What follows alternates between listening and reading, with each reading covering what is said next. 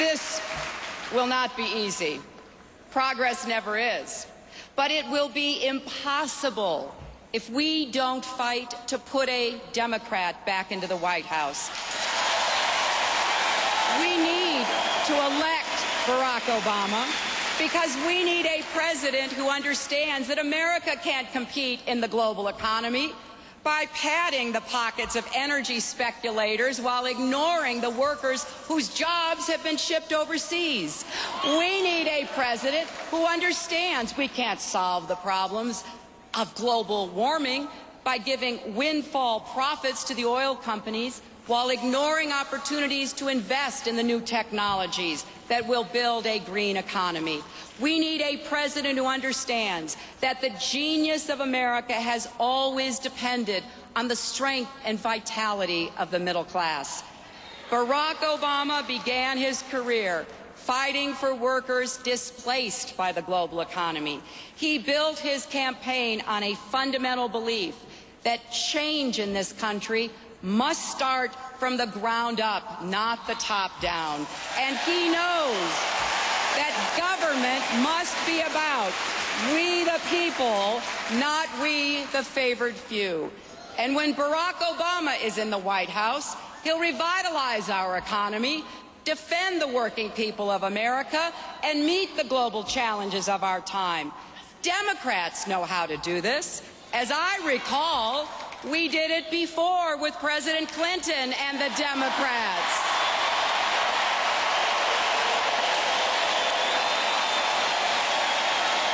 And if we do our part, we'll do it again with President Obama and the Democrats.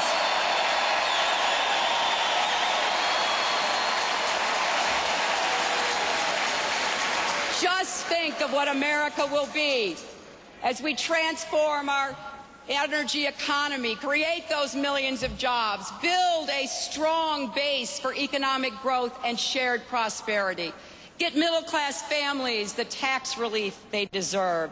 And I cannot wait to watch Barack Obama sign into law a health care plan that covers every single American.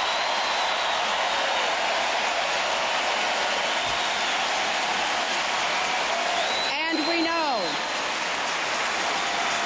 that President Obama will end the war in Iraq responsibly, bring our troops home, and begin to repair our alliances around the world. And Barack will have with him a terrific partner in Michelle Obama. Anyone who saw Michelle's speech last night knows she will be a great First Lady for America. And Americans are fortunate that Joe Biden will be at Barack Obama's side, a strong leader, a good man who understands both the economic stresses here at home and the strategic challenges abroad. He's pragmatic, he's tough, and he's wise. And Joe, of course, will be supported by his wonderful wife, Jill. They will be a great team for our country. Now, John McCain is my colleague and my friend. He has served our country with honor and courage. But we don't need 4 more years of the last 8 years.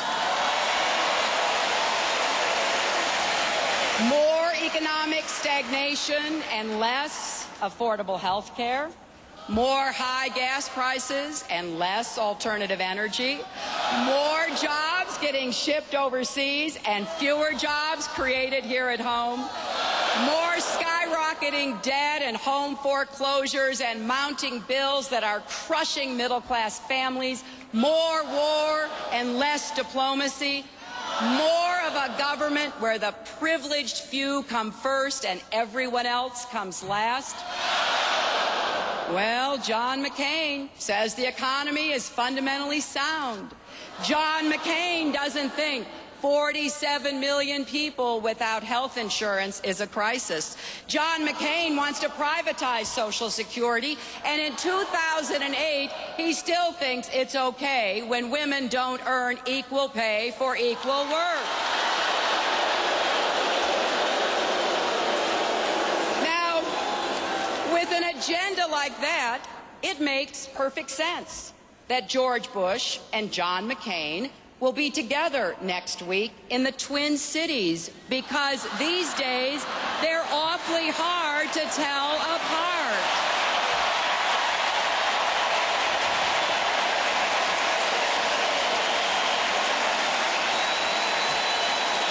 You know, America is still around after 232 years. Because we have risen to every challenge and every new time, changing to be faithful to our values of equal opportunity for all and the common good. And I know what that can mean for every man, woman, and child in America.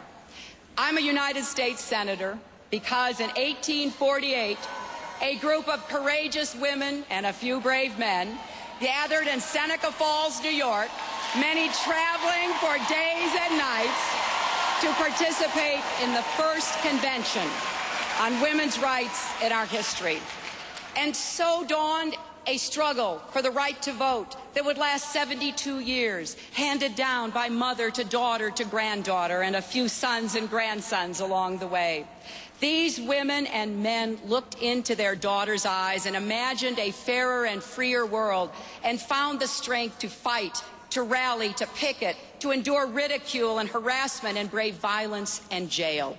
And after so many decades, 88 years ago on this very day, the 19th Amendment, giving women the right to vote, became enshrined in our Constitution.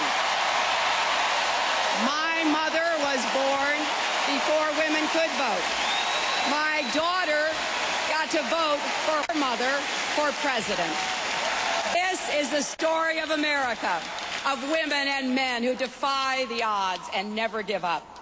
So how do we give this country back to them? By following the example of a brave New Yorker, a woman who risked her lives to bring slaves to freedom along the Underground Railroad. On that path to freedom, Harriet Tubman had one piece of advice. If you hear the dogs, keep going. If you see the torches in the woods, keep going. If they're shouting after you, keep going. Don't ever stop. Keep going. If you want a taste of freedom, keep going. And even in the darkest moments, that is what Americans have done. We have found the faith to keep going. I have seen it. I have seen it in our teachers and our firefighters, our police officers, our nurses, our small business owners, and our union workers. I've seen it in the men and women of our military. In America, you always keep going. We're Americans. We're not big on quitting. And remember, before we can keep going, we've got to get going by electing Barack Obama the next president of the United States.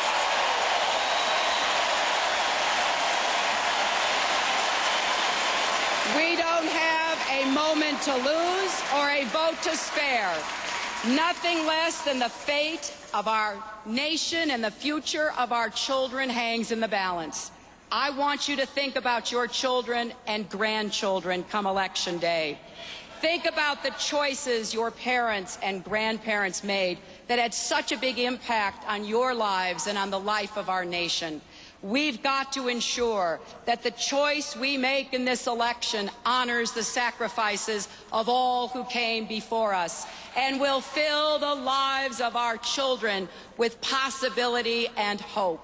That is our duty, to build that bright future, to teach our children that in America there is no chasm too deep, no barrier too great, no ceiling too high for all who work hard, who keep going, have faith in God, in our country, and each other.